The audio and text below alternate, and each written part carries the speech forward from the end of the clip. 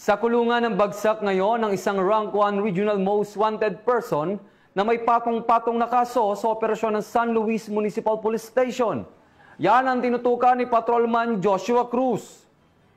Ito ng mga tauhan ng San Luis Municipal Police Station, katuwang ang Regional Intelligence Unit 4A at Batangas Maritime Police Station, ang kinilalang rank number 1 Regional Most Wanted Person sa Barangay Banoyo, San Luis, Batangas.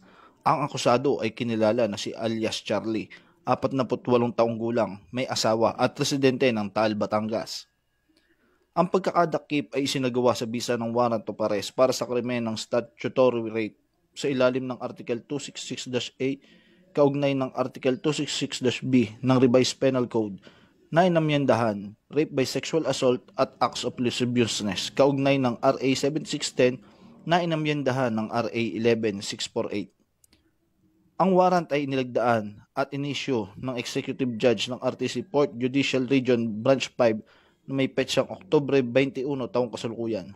Walang inirekomendang piyansa para sa statutory rape. 200,000 naman ang inirekomenda para sa rape by sexual assault at 180,000 bawat isa para sa tatlong bilang ng acts of lasciviousness.